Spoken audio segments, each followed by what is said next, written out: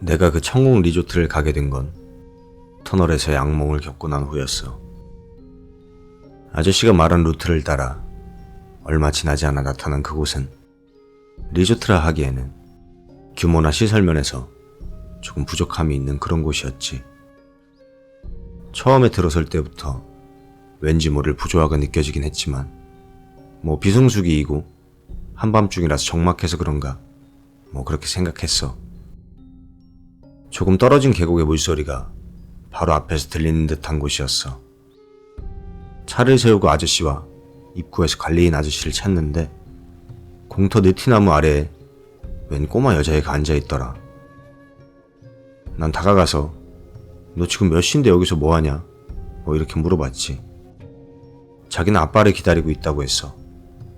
그래서 물어보니까 아빠는 출장을 가셨고 엄마는 집에 계시다는 거야. 가을철에 이런 데 놀러와가지고는 애를 버리고 갔나 생각했어.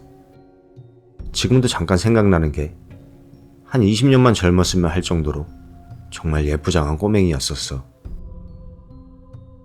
그러면서 여기 관리인은 어디 계시냐 물었더니 먼 발치를 응시하며 벤치에 앉아있던 꼬맹이가 아무 말도 없이 펜션으로 쪼르르 들어가 버리더라고. 시크한 매력에 도취돼서 멍 때리고 있는데 바로 옆 건물에서 관리인 아주머니가 나오셨어. 그렇게 아저씨는 방을 잡고 나는 형을 깨우러 갔지. 차에서 초췌한 몰골로 비시시 일어나던 형이 두리번대더니 갑자기 날 보고는 이렇게 소리를 질러대는 거야. 너 정말 왜 이러느냐고, 도대체 여기가 어딘데 날 왜 끌고 왔냐면서 까무러치더라고. 그냥 딱 봐도 정신 나간 사람의 표본이었어. 난 형이 완전 미쳤구나 생각했지. 생각보다 상태가 많이 심각해 보이던 형은 끝까지 안 간다고 괴성만 질러댔어. 그럼 그냥 차에서 자라고 하고 나 혼자 펜션으로 돌아왔지.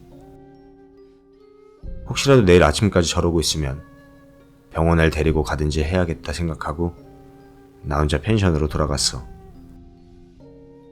펜션으로 돌아갔는데 주인 아줌마가 날 붙잡더니 아유 학생, 그쪽 방 말고 요 앞 건물에서 자요. 학생 보니까 아들 생각나서 좋은 방 주는 거야 라고 말하며 측은한 눈길로 보더라고. 비성수기라 방이 남아도는 건진 모르겠지만 나야 남자끼리 자기도 거시기 했으니까 고맙다고 인사하고 아저씨께 인사나 드리고 자려는데 갑자기 아주머니가 말했어. 이미 잠든 사람한테 다가가는 거 아니라고 말이야. 나는 그냥 주무시나 보다 하고 방으로 돌아왔지. 방에 들어와 보니까 화장품이며 가방도 있었고 흡사 누가 자던 방 같아 보였었는데 그땐 피곤한 탓인지 별로 개의치 않았던 것 같아.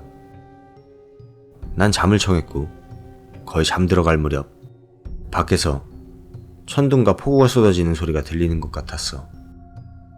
하지만 빈 농장을 걱정할 여력도 없을 만큼 시간도 시간이거니와 터널 이후로는 뭔가 취한 듯한 나는 그대로 잠이 들어버렸지.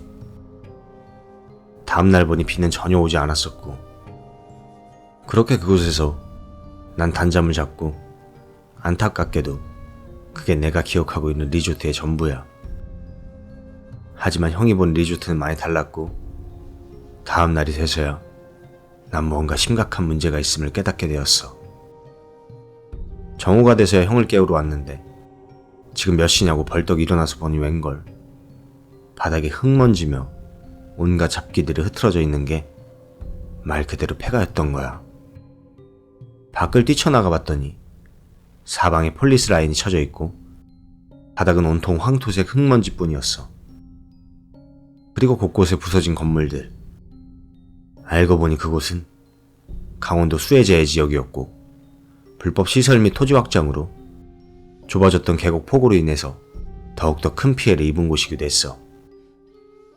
때문에 수해복구 지원이 없어 폐건물 상태로 남아있던 곳이었고 그래, 그곳에서 난 하룻밤을 잔 거였어.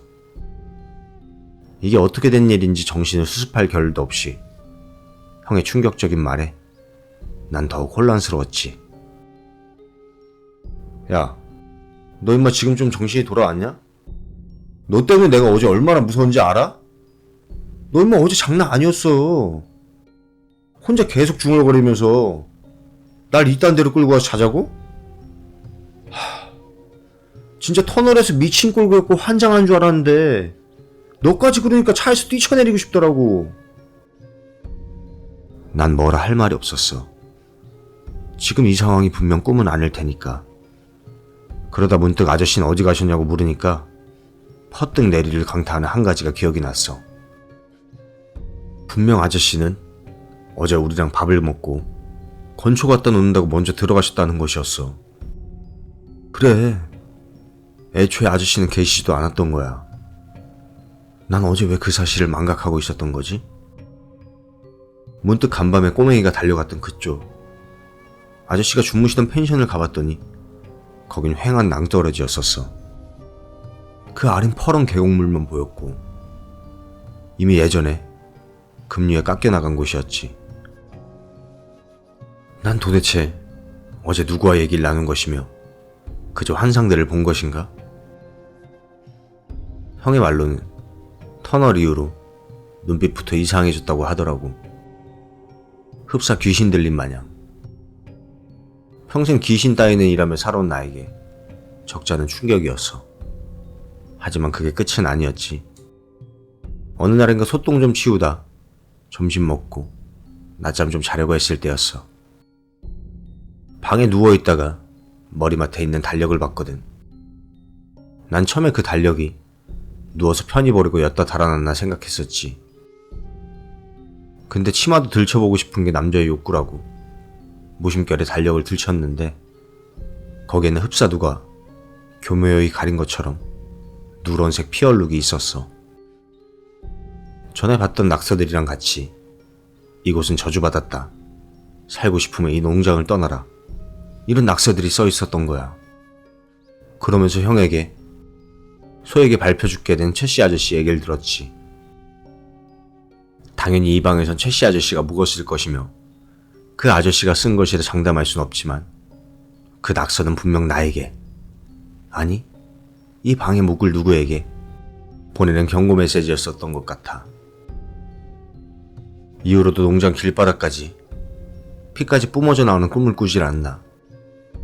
까마귀들이 내 몸을 뜯어먹는 꿈부터 생사름이 몸에 무슨 음기를 그렇게 많이 묻히고 다니냐며 칼국수집에서 만난 무속인이 했던 말과 밤마다 우르대는 정체 모를 짐승소리에 공허한 눈빛으로 아무 곳이나 응시하며 미친듯이 짖어대는 개들, 그리고 그에 맞춰 점점 짙어진 아저씨의 주사. 그렇게 얼마 지나지 않아 난 소무덤을 목격하게 되었지만 난 그곳을 뛰쳐나와서야 그 낙서의 의미를 깨닫게 되었지. 아저씨의 집중 타겟이 되었던 3구의 소들, 그 소들이 바로 전에 같이 일하던 최씨 아저씨를 밟아 죽인 젖소가 있던 우사였던 거야. 전에 영양실조로 부실한 새끼를 낳았던 우두머리 소가 있던 곳이기도 했지. 내가 뛰쳐나오던 당시까지도 그 우두머리 소는 완전히 삐쩍 마른 채 살아있었어. 전에도 말했던 그 최씨 아저씨의 죽음은 그냥 들어보면 그럴만도 하겠구나 생각될 수 있었을 거야. 하지만 소에 대해 좀 아는 사람이라면 한 번쯤은 의문을 가졌을 거야. 요점은 최씨 아저씨는 떠밀려오는 소들에게 치여 죽은 게 아니라 밟혀 죽었다는 말이지. 쉽게 말해 소들이 우두머리 소를 선두로 최씨 아저씨를 그냥 밟아 죽였던 거야. 사방에서 음기가 쏟아치니 내 정신이 미묘해지어다. 너희는 무슨 죄로 이곳에 태어나 살고 죽는 것이냐. 그곳에서 미친 건 아저씨뿐만이 아니라 이미 소들부터가, 아니 농장 전체가 미쳐 있었고 심지어 나까지는 미쳐가고 있었던 거지.